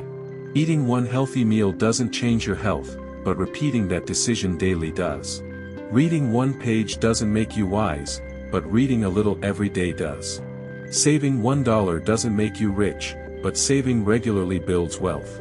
The same principle applies to relationships, creativity, and emotional well-being. In practice, this approach begins with lowering the barrier to action. Instead of aiming for perfection, aim for consistency. Want to start exercising? Don't promise yourself an hour a day. Start with 2 minutes. Want to write a book? Start with 1 paragraph. These micro steps rewire your brain to associate change with ease rather than overwhelm. Over time, they become habits that expand naturally. The 1% rule also aligns perfectly with how the brain learns and adapts. Neuroscience shows that small, repeated actions create and strengthen neural pathways. Each repetition reinforces the behavior until it becomes automatic. By focusing on tiny improvements, you bypass the brain's tendency to resist large, unfamiliar changes. You move forward without triggering stress or self-sabotage. Another key insight is that the 1% rule works in both directions. Just as small improvements compound positively, small declines compound negatively. Missing a workout, eating poorly, or procrastinating once doesn't matter. But repeating those choices daily, even by 1%, slowly erodes your health, focus, and confidence. That's why awareness is essential. Every small action is a vote for the kind of person you're becoming. Instead of focusing on outcomes, focus on identity-based habits. Don't say, I want to get fit. Say, I'm the kind of person who doesn't miss a workout. Don't say, I want to write a book. Say, I'm the kind of person who writes a little every day. These subtle mindset shifts align your daily 1% improvements with a larger sense of self. The process becomes part of who you are, not just something you do. Of course, progress isn't always linear. There will be days when improvement feels invisible, when you're tired, unmotivated, or unsure. But the 1% rule teaches patience. It reminds you that consistency beats intensity. If you stick with the process, results eventually snowball. What once required discipline becomes second nature. What once felt impossible becomes easy. Consider how athletes train. They don't double their effort overnight, they make micro-adjustments, improving form, reaction time, or focus, until those tiny changes create major performance gains. The same applies to musicians, entrepreneurs, and anyone mastering a skill. The difference between good and great is rarely one big leap. It's the accumulation of small refinements applied relentlessly. The beauty of the 1% rule is its flexibility. You can apply it to any area of life, relationships, emotional health, learning, or business. Want to strengthen your relationship? Say one kind thing to your partner each day. Want to improve your mental clarity? Spend 5 minutes in mindfulness. Want to manage stress? Take one deep breath before reacting. Each act, though tiny, moves the needle forward. Over time, these micro-habits create a sense of momentum and self-trust. You no longer rely on willpower or motivation. You rely on your system, on the quiet power of small wins building upon one another. This is the antidote to perfectionism, procrastination, and burnout. The 1% improvement rule is not about doing everything perfectly. It's about doing something consistently. It's a reminder that greatness is not built in giant leaps but in steady steps. Every small action plants a seed, and with time, those seeds become forests. So start small. Improve one thing, 1%, today. Tomorrow, do it again. And before long, you'll look back and realize you've changed your life, not through force, but through the quiet, unstoppable power of consistent growth. Metta, loving-kindness, meditation. Metta meditation, also known as loving-kindness meditation, is one of the most heart-opening and transformative practices in mindfulness and Buddhist psychology. The word metta comes from the ancient Pali language and means benevolence, friendliness, or unconditional goodwill. At its essence, it's a practice of cultivating compassion, first toward yourself, then toward others, and ultimately toward all living beings. It's not about forcing affection or pretending to feel what you don't. It's about gently training the heart to open, to soften, and to reconnect with the natural warmth that exists beneath fear, anger, and separation. In daily life, our minds are often caught in criticism, judgment, and self-doubt. We compare ourselves to others, hold grudges, or carry resentment toward people who have hurt us. These emotions close the heart and create inner tension. Metta meditation is the antidote. By repeating simple phrases of goodwill, you begin to replace habitual negativity with feelings of kindness, peace, and connection. The beauty of this practice lies in its simplicity. You don't need to believe in anything mystical or religious. You simply sit, breathe, and direct kind intentions toward yourself and others. You can practice it anywhere, while sitting quietly, walking, or even waiting in line. To begin, find a comfortable seated position. Close your eyes and take a few deep breaths. Let your body relax, and allow your attention to settle into your heart area, the space in the center of your chest. Imagine your breath flowing in and out through that space. Then, silently repeat phrases such as, "May I be safe. May I be healthy. May I be peaceful. May I live with ease." At first, it might feel mechanical or even awkward. That's perfectly normal. You don't need to feel loving right away, you just need to plant the seeds. Over time, repetition begins to soften inner resistance. These phrases are like gentle ripples sent across the lake of your consciousness. Even if the water is stormy at first, the ripples eventually calm the surface. After you've directed metta toward yourself, you gradually expand it outward. Next, you send kindness to someone you love, a friend, family member, or mentor. Visualize them and repeat, "May you be safe. May you be healthy. May you be peaceful. May you live with ease." Feel the warmth of goodwill extending from your heart to theirs, as if you were offering a silent blessing. You're not trying to fix their problems or change them, only to wish them well. Then, you expand further. You send metta to someone neutral, perhaps a neighbor, coworker, or stranger. Someone you neither particularly like nor dislike. This step helps dissolve the walls of indifference that separate us from others. The most challenging, and powerful, stage comes next, offering metta to someone with whom you have difficulty. It might be someone who hurt or disappointed you, someone you resent, or someone whose actions you find hard to forgive. You don't need to condone their behavior, you're simply releasing the hatred that poisons your own heart. You can say, "May you be free from suffering and confusion." Over time, this step brings profound emotional liberation. Finally, you extend loving kindness to all beings. Visualize the entire world, people, animals, forests, oceans, and repeat. May all beings be safe. May all beings be happy. May all beings live in peace. At this point, your awareness becomes vast. You realize that the boundaries between you and others are softer than you once thought. The energy of love doesn't just belong to you, it flows through you, like light passing through a window. The psychological benefits of metta meditation are profound.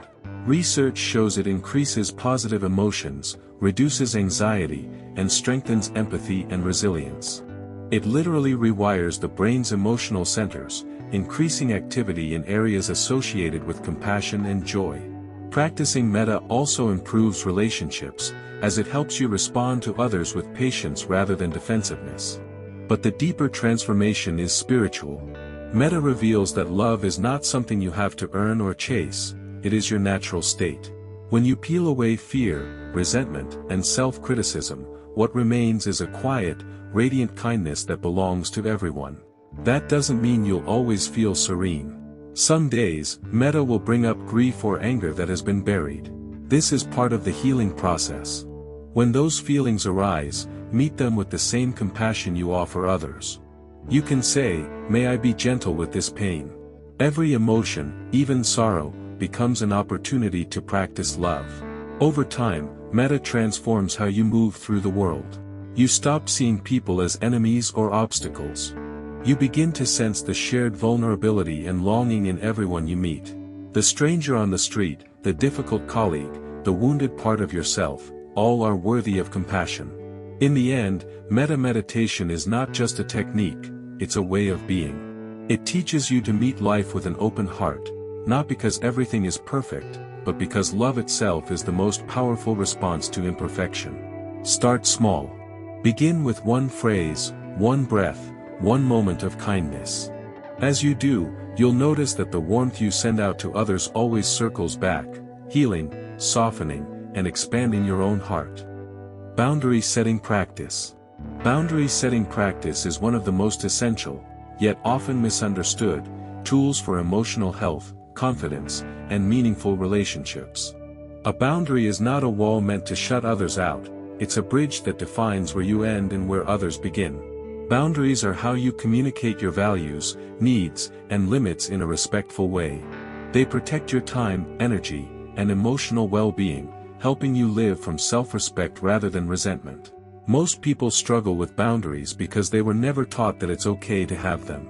Many of us grew up believing that kindness meant saying yes even when we wanted to say no. We were rewarded for pleasing others and made to feel guilty for asserting our needs. As adults, this conditioning can lead to burnout, anxiety, and even relationships built on imbalance, where one person gives endlessly while the other takes freely. Boundary work reverses this dynamic by teaching you how to honor yourself without shutting down connection. The first step in boundary setting practice is self-awareness. You can't communicate your limits if you don't know what they are. Begin by noticing when you feel uncomfortable, drained, or resentful. These emotions are signals that a boundary is being crossed. Ask yourself, what's happening in this moment that feels wrong or unfair? What am I saying yes to that I don't truly want? Becoming aware of your triggers is the foundation of clear boundaries. Next comes defining your limits. Boundaries can be physical, emotional, mental, or energetic. A physical boundary might be about personal space or privacy. An emotional boundary might involve how much of someone else's problems you're willing to absorb. A time boundary could mean setting limits on work hours or social commitments. A digital boundary might involve how much time you spend on social media or texting. There's no one-size-fits-all approach. Boundaries are deeply personal and reflect your unique needs. Once you're clear on your boundaries, the next challenge is communication. Many people avoid setting boundaries because they fear rejection or conflict. But remember, boundaries are not demands, they are invitations to respect. The key is to express them calmly and directly. Use "I" statements instead of accusations. For example, instead of "you never listen to me," say "I feel unheard when I'm interrupted, and I'd appreciate finishing my thought." Instead of "you always ask for too much," say "I can't take that on right now, but I wish you the best in finding help." Communicating boundaries is about clarity, not control. You are not trying to change anyone else's behavior, you are defining what you will or won't accept. That's your responsibility, not theirs. It's equally important to enforce boundaries. Setting a boundary without following through teaches others that your words don't matter. For example, if you say, "I can't answer work emails after 7 p.m., but you keep doing it," people will continue to expect it. Enforcement doesn't require anger or defensiveness, it requires consistency. Each time you honor your limit, you strengthen your self-respect and train others to treat you accordingly. Another crucial part of boundary practice is releasing guilt. Many people, especially women or empaths, feel guilty when they say no. They've been conditioned to believe that self-care is selfish. But guilt is often just the discomfort of breaking old patterns. You're not being unkind, you're learning to treat yourself with the same respect you give others. Remember, healthy boundaries make relationships safer and more loving, not colder. You'll also need to recognize healthy versus rigid boundaries. A healthy boundary is flexible, it adjusts to different situations and people while maintaining your core values. A rigid boundary, by contrast, shuts others out entirely. It's often a defense mechanism born from past hurt. True boundary mastery means finding balance, protecting your peace without isolating yourself from connection. Over time, practicing boundaries helps you develop what psychologists call a strong sense of self. You become less reactive to others' expectations and more grounded in your own truth. You start to trust that you can handle discomfort and conflict without losing your center. You begin to attract healthier relationships, ones built on mutual respect rather than manipulation or dependence. Boundary setting is also deeply connected to trauma healing. For people who've experienced emotional neglect or abuse, saying no can feel terrifying because their safety once depended on compliance. In this case, boundary work must start gently, with self-compassion and small steps. You might begin by simply acknowledging your feelings, then gradually practicing assertiveness in low-stakes situations. Each act of self-protection rewires your nervous system to associate boundaries with safety rather than danger. Like any skill, boundary setting improves with practice. You'll make mistakes, sometimes setting a boundary too late, too harshly, or not at all. That's okay. Each attempt is a lesson in self-awareness. The more you practice, the more natural it becomes to honor your needs. Eventually, you'll find that boundaries don't limit your freedom, they create it. Healthy boundaries allow you to give freely, love deeply, and live authentically, because you're no longer acting from fear or obligation. You're acting from choice. And that's the foundation of real confidence and emotional peace. Deep work, Cal Newport method. Deep work, a concept popularized by author and computer science professor Cal Newport, is one of the most effective approaches to mastering focus, producing high-quality results, and regaining control of your attention in an increasingly distracted world. It's based on a simple but profound principle. The ability to concentrate without distraction on cognitively demanding tasks is becoming both increasingly rare and increasingly valuable. Those who cultivate it will thrive, and those who don't will struggle in a world of constant digital noise. In essence, deep work means creating conditions in which you can think deeply, create meaningfully, and perform at your highest intellectual capacity. Newport defines it as professional activities performed in a state of distraction-free concentration that push your cognitive abilities to their limit. It's the opposite of shallow work, The endless stream of emails, messages, scrolling, and busy tasks that make us feel productive but yield little value. The human brain is not wired for multitasking. Every time you switch from one task to another, from writing to checking a notification, from thinking to replying, your mind loses momentum. Research shows it can take up to 20 minutes to fully regain focus after a single distraction. Deep work helps reverse this fragmentation by training you to enter long periods of undisturbed concentration, often referred to as flow state. That sweet spot where time seems to disappear and your mind operates at its peak. To understand how deep work functions, it's important to grasp why distraction is so addictive. Modern life constantly rewards reactivity. Each notification, email, or like gives your brain a tiny dopamine hit, reinforcing the urge to check again. Over time, this rewires your attention span, making deep, sustained thought feel uncomfortable. The deep work method retrains the mind to find satisfaction in focus, not stimulation. Cal Newport outlines several key strategies for practicing deep work. The first is scheduling uninterrupted time blocks for focused effort. Treat these blocks like appointments with yourself, sacred and non-negotiable. During this time, you eliminate distractions completely, silence your phone, close email tabs, and remove visual clutter. The goal is to create a mental environment where your brain can dive deep into a single problem or creative task.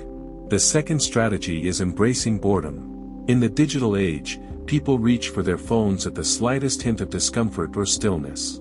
But boredom is where creativity begins. Newport encourages deliberately resisting the urge to switch tasks or seek stimulation when focus feels hard. Training your brain to tolerate boredom strengthens your ability to stay concentrated. Another core practice is working with intensity. Deep work isn't about working longer, it's about working smarter and deeper. When you focus deeply, you can accomplish in 1 hour what might otherwise take several. This intensity builds momentum, and when repeated regularly, it compounds into extraordinary results. Equally important is knowing when to rest. The brain has limited cognitive energy each day, and sustained deep thinking requires recovery.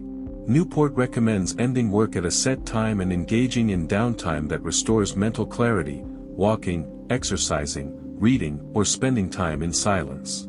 Paradoxically, true productivity comes not from doing more, but from balancing intensity with restoration. The deep work method also emphasizes minimizing shallow work. While administrative tasks and quick communications are unavoidable, they should never dominate your day. Newport advises batching these activities into small windows, such as 30 minutes at the end of the day, instead of allowing them to scatter your focus. To support this process, you can adopt rituals and environments that signal your brain it's time for focus. This could mean working in the same quiet space, wearing headphones, or starting your session with a deep breath and clear intention. Over time, these cues condition your mind to enter concentration faster and with less effort. One of Newport's most empowering insights is that deep work is not just for academics or creatives, it's for everyone. Whether you're a parent, a student, an entrepreneur, or a professional, cultivating focus allows you to learn faster, solve problems more effectively, and live more meaningfully. In a distracted world, focus is a superpower. The psychological benefits are profound. When you engage in deep work, you experience greater satisfaction and confidence because you're using your full mental potential. You stop feeling scattered and start feeling capable. Each deep session becomes proof of your ability to direct your attention rather than being enslaved by it. Over time, this builds not only productivity but also self-trust, the belief that you can follow through, create value, and master complexity. To begin, choose one task that truly matters and commit to working on it without distraction for a short, defined time, maybe 25 minutes or an hour. Start small, then expand gradually. Each focused session strengthens your attention muscle. You'll begin to notice that your thinking becomes clearer, your creativity deeper, and your sense of peace stronger. Ultimately, deep work is about reclaiming sovereignty over your mind. In a culture that glorifies busyness and interruption, it reminds us that true fulfillment comes not from constant activity, but from purposeful creation and quiet mastery. When you learn to work deeply, You stop chasing shallow validation and start crafting a life, and a mind, that feels meaningful, powerful, and free. Mental contrasting, WOOP method. Mental contrasting, also known as the WOOP method, is one of the most practical and scientifically supported techniques for turning dreams into achievable goals. Developed by psychologist Dr. Gabrielle Ettingen, it bridges the gap between positive thinking and real-world action. While most self-help advice encourages people to visualize success and think positive, Ettingen's research revealed a fascinating paradox. Excessive optimism without realism can actually reduce motivation. The WOOP method solves that problem by combining optimism with grounded awareness of obstacles, helping you transform wishes into plans that work. WOOP is an acronym that stands for Wish, Outcome, Obstacle, and Plan. Each step guides you to connect your inner desires with external realities, engaging both emotion and strategy. It's a form of mental rehearsal that aligns your motivation, focus, and self-discipline, without relying on hype or willpower alone. Let's explore each step of the process. The first step, Wish, is where you identify what you truly want. It could be something big or small, personal or professional, finishing a project, improving your health, repairing a relationship, or even becoming calmer under stress. The key is to pick something meaningful yet realistic, something that can be achieved within a certain time frame. This isn't about vague fantasies like, I want to be rich. Instead, it's about defining something tangible. I want to save $1,000 in the next 2 months, or, I want to start exercising 3 times a week. The second step, Outcome, focuses on imagining how it will feel when you achieve your wish. Here, you visualize the best possible result. How will your life improve? What emotions will you experience? What will success look and feel like? This step is about connecting emotionally to your goal, allowing your mind to create a sense of anticipation and joy. When done right, it sparks genuine motivation, not from pressure, but from inner excitement. However, this is where most traditional self-help methods stop. They focus on positive visualization alone, which, while pleasant, can trick your brain into feeling that you've already succeeded. The result? You relax instead of acting. That's why the third step of WOOP is so powerful. The third step, Obstacle, asks you to get honest about what might get in your way. Instead of avoiding negative thoughts, you confront them directly. Ask yourself, what within me could stop me from achieving this? Maybe it's procrastination, self-doubt, lack of time, or fear of failure. Don't blame external circumstances, focus on internal obstacles, because those are the ones you can control. This step activates your critical thinking and helps you prepare for real challenges instead of being blindsided by them later. Once you've named your main obstacle, you move to the fourth step, Plan. This is where you create a specific if-then strategy to deal with the obstacle when it arises. For example, if your wish is to exercise 3 times a week and your obstacle is fatigue after work, your plan might be, if I feel tired at 6 p.m., then I'll just change into workout clothes and start for 5 minutes. This small, actionable plan converts intention into behavior. Over time, these micro-decisions build momentum and consistency. The beauty of the WOOP method lies in its balance. It acknowledges both your dreams and your doubts, the light and the shadow. It doesn't deny difficulty, but it also doesn't let obstacles define you. It trains your mind to visualize success vividly and to anticipate setbacks rationally. This combination creates what psychologists call implementation intentions, mental blueprints that make goal achievement automatic. Scientific studies on WOOP have shown impressive results. People who use it regularly improve academic performance, health habits, emotional regulation, and even interpersonal relationships. It works because it aligns the emotional and logical parts of the brain, the desire for something better, and the realism to navigate the path there. To practice mental contrasting, take a quiet moment each day and write down your WOP. Wish, what's one meaningful goal? Outcome, what's the best result and how would it feel? Obstacle, what might stop you, especially from within? Plan, if that obstacle appears, what will you do? Keep it short, clear, and specific. You can repeat this process daily or weekly, adjusting as you progress. The more you practice, the more naturally your brain starts identifying obstacles and creating instant solutions. Over time, mental contrasting helps you see that motivation isn't about endless enthusiasm, it's about clarity and self-honesty. You stop being seduced by fantasy and start being empowered by realistic optimism. You learn to dream with your eyes open. This method is deeply compatible with emotional intelligence and mindfulness. It encourages awareness without judgment, helping you see that failure isn't a dead end but a feedback signal guiding you towards smarter action. The WOOP method doesn't ask you to ignore difficulty. It invites you to dance with it, to use both vision and strategy as partners in progress. Each time you practice it, you strengthen the quiet confidence that says, I know what I want, I see what stands in my way, and I know what I'll do when it comes. The pause technique, response control.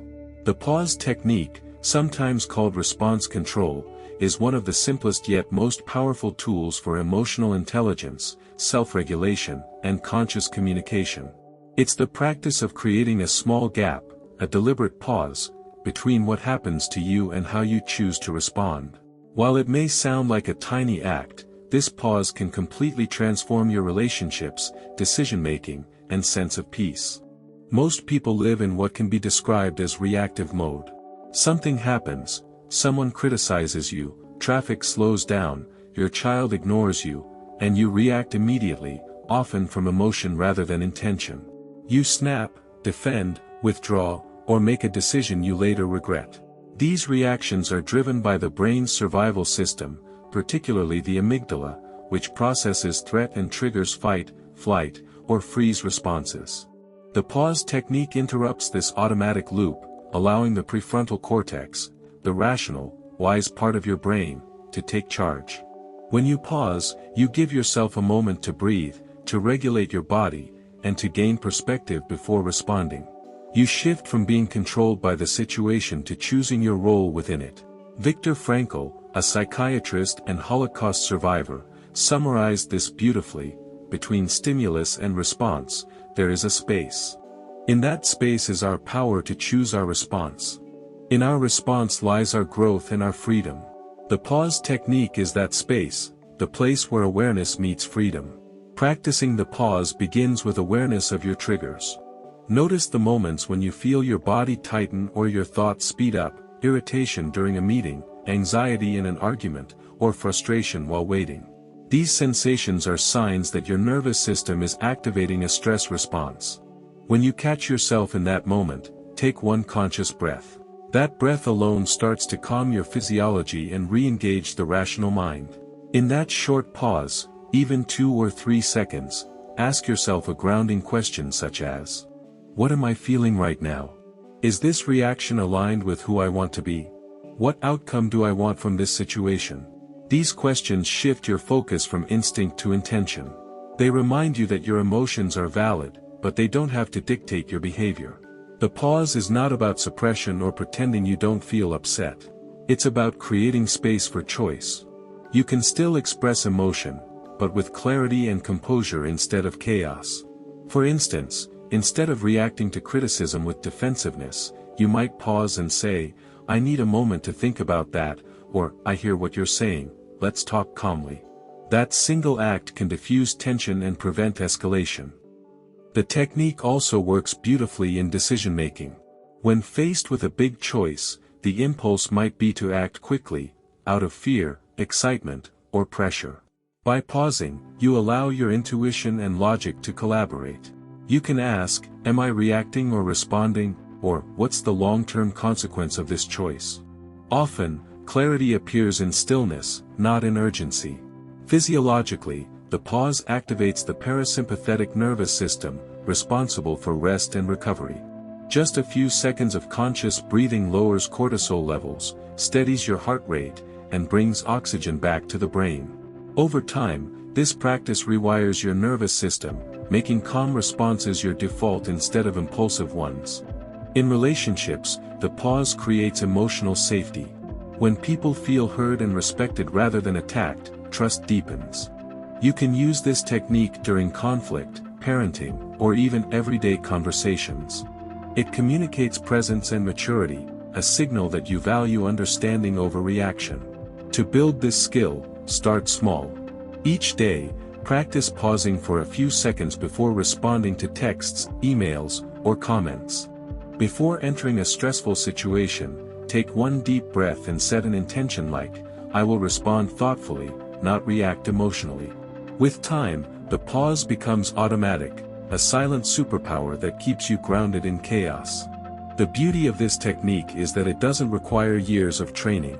It's available in every moment, for anyone. Each time you pause, you're reinforcing a new identity, one that chooses wisdom over impulse, reflection over reaction, peace over drama. When practiced consistently, the pause technique builds what psychologists call response flexibility, the ability to adapt your behavior consciously rather than reflexively. You become the calm in the storm, the steady presence that others instinctively trust. Your mind becomes quieter, your decisions clearer, and your emotions less volatile. Over time, you begin to realize something profound. You don't have to control every situation, just your response to it. And in mastering that, you gain control over your entire inner world. The pause technique isn't about perfection, it's about intention. Each pause is an act of self-respect, a declaration that you value peace over reaction, clarity over chaos, and growth over ego. With practice, the pause becomes a gateway to emotional freedom, a sacred breath between what life gives you and how beautifully you choose to answer.